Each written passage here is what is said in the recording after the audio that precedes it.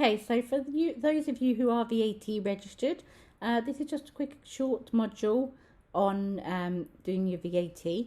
Now, the Making Tax Digital does cause a few problems because the example company won't actually let me do a Making Tax Digital, but it's practically all the same other than the connection and a slight image looks slightly differently. But you can prepare it the same. So if you just go over to taxes,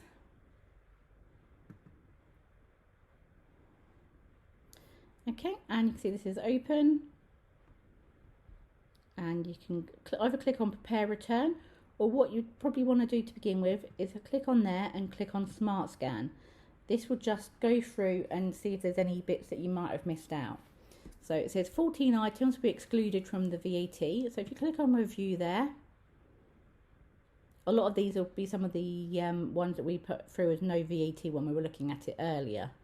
But normally, apologies for that, normally there won't be many no VAT items. There'll just be things like money that you've taken in and out personally, payroll if you run payroll, tax payments, there'll be no VAT, bank loan payments, things like that, something that's not actually an expense for the company, the type of things that aren't, you click on no VAT.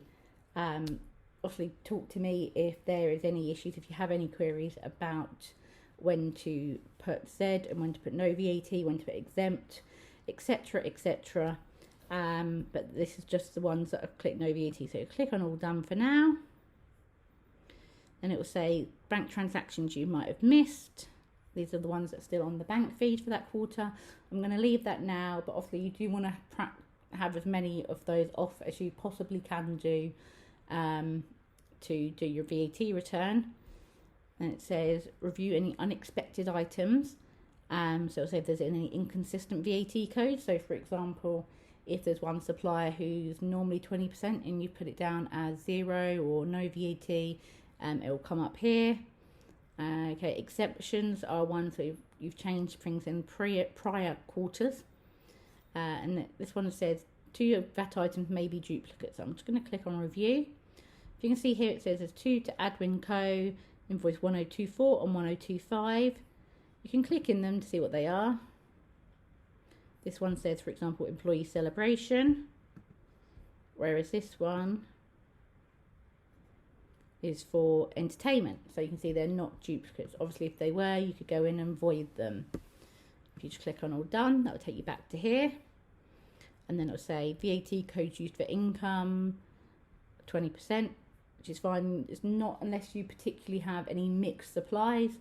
You'll either be one or the other, 0 rated invoicing or standard if you're doing VAT. So the expenses are the ones where you usually have different ones. So we've got standard, exempt and 0 rated here. And once you're happy that you've done it all, you just click on prepare now. So you can see, well, this will look the same even if you're on Making Tax Digital. This box here is obviously your VAT on your sales that you made. This is the VAT you're claiming back on your purchases. And this bad boy is the amount that you've got to pay to HMRC. Obviously, if this figure was bigger than that figure, there'd be an amount here that you'd get a refund from HMRC, which I must admit is a lot nicer. Now, what you would do normally when you're live is click on submit to HMRC. But as I can't do that, I'm literally going to go there and put mark as filed. And there we go. It's all done. I will see you in the next module.